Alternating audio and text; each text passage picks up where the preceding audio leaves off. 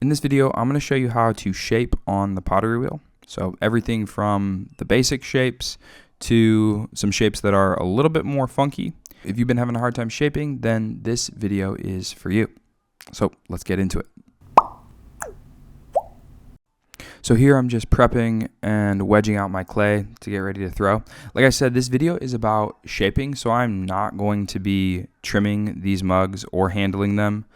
It's strictly about shaping. So here you see me wedging out some clay and prepping it for the wheel. I'm just ram's head wedging these small amounts of clay.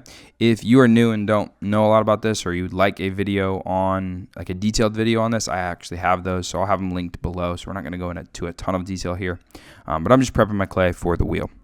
When our clay is wedged and ready, we'll go ahead and throw it on the wheel, and we'll get ready to center it.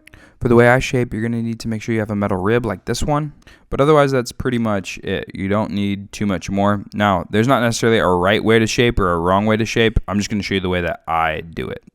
When centering, remember the key is that you're pressing in and down.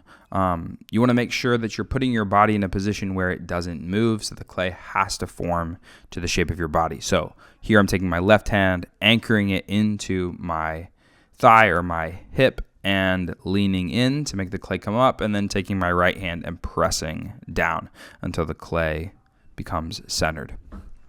After this, you make your well, open up the base until it's flat and your hand can fit inside, and then you begin to pull the walls. Again, I'll have the dedicated videos linked below, but you're just going to continue to pull the walls up little bit by little bit. Remember, you're setting the distance and then lifting and carrying that bump all the way up to the top. Another tip that I do is usually after each pull, I'll collar the clay in to keep the walls from spreading out. The natural spin of the wheel wants to make those walls come out, so I'll collar it in at the end of each pull. So remember, when you are making stuff in clay, all of your shapes pretty much come from a cylinder. And really that's kind of the first shape that we're going to talk about. So there are three basic shapes that are made in, that all the other shapes kind of come from. And the first one is the neutral shape, and that's the one that we're going to talk about right now. And that could either be a cylinder or a shape that is slightly curved in the middle, but it's pretty much the same on top and on the bottom, and it's symmetrical in the middle with just a slight curve, or it could be a straight cylinder. So once you have your cylinder pulled to the height that you want, now you're ready to shape. So take your metal rib and you can bend it to form the shape that you want to create, like a pseudo mold for that shape. And you're going to put it on the outside, and then you're going to put your left hand on the inside. And what I do is I press up against the mold or up against the rib as I pull it up. Some people also lift this way. They also pull the clay, and you could shape it at the same time. That's a little more complicated. So I find it to be a little bit easier if you just take your rib and you line it on the outside to give it some stability, and then from the inside kind of run your finger up against the edge of that rib. Again, you could do this with a wooden rib as well. I just find that the metal rib makes the clay really smooth and it can form to different shapes, so that's really helpful. So again, here I'm making a neutral shape. So remember, it's just going to be bowed out slightly in the middle, and it should be fairly even top and bottom. The opening should be about the same as the bottom, although it doesn't necessarily have to be. And I recommend that if you're having a hard time shaping, practice this shape first and kind of go in order. This shape is the easiest to do of all of the ones that we're doing today. So when it's done, you should have a shape that looks like this. It's about the same on the top and the bottom, and it just bows out slightly in the middle. This could also bow out really wide in the middle, but it's the shape means that it's even top and bottom. Okay, it's neutral. Okay, so for the next shapes, I'm just going to speed through the pulling part, and then we'll get to the actual shaping bit. They all pretty much start the same. You want to start from a cylinder, so we're just going to pull the cylinder shape and then begin to shape them from there. So the next shape we're going to do is called a depressed shape, and that is when the bottom is wider than the top. So the first shape was the neutral shape, where everything is kind of even. It could be a cylinder, or the middle could be bowed out evenly, but this one is where the bottom is wider than the top. And the key here is and with all of the shapes really, is to make sure that you're doing it in stages, right? You're not trying to do them all at once. You got to go kind of slowly, and the rib should help you to maintain a centered pot, right? So you can see I get off a little bit here, but later I kind of pull it back on. But the rib should help with that. I like to tell people that pottery is an art or craft of very subtle changes. So when you're doing this, you need to kind of play around with how far you can stretch the clay out and how much it will give you before it collapses. There are some shapes and some things that you're going to be able to completely pull and stretch on the wheel, like when you're throwing it, and others that you'll have to stretch part of it and trim out the other part of it. So it's just a matter of kind of figuring out what one of those you have to do. So here we're just stretching out the bottom, and then I'll collar the top in, and where it's uneven at the top, I will cut that off with my needle tool. So I'll clean up the excess with my metal rib, which is another reason why I really like to use it, because it makes the surface of the pot really smooth. And there you have it. That is your depressed shape, where it's wider at the bottom and narrower at the top.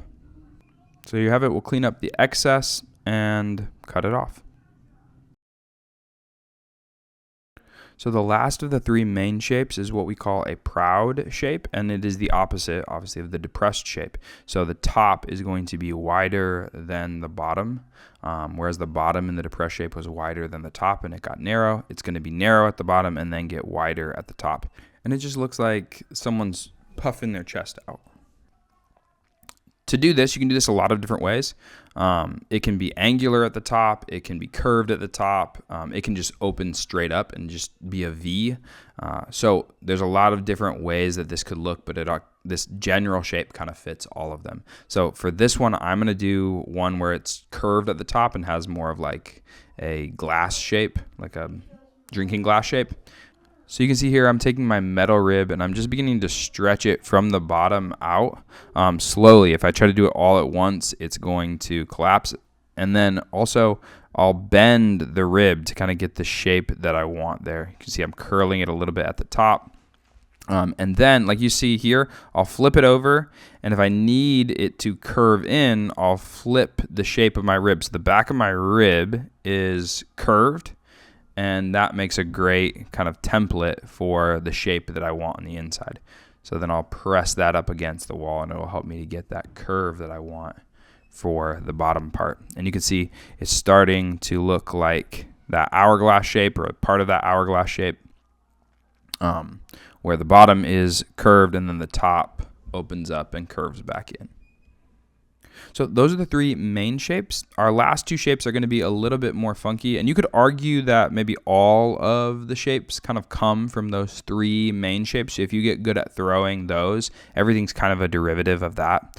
But here we're going to start with a shape that is depressed at the bottom, so wider at the bottom and then narrowing at the top, and then we're going to give it some more bumps. So I usually start from the bottom on these because that's the widest point. That's where I need to stretch out, and I'm going to give it like a little bit of a bump, and then I'm going to put a little ledge in the middle and give it another bump. Again, where you put that little line kind of depends on your preference, like visually what you think looks good, and as you do it, kind of as you throw, some things may change, like where you thought, oh, that looked good, you may need to make adjustments.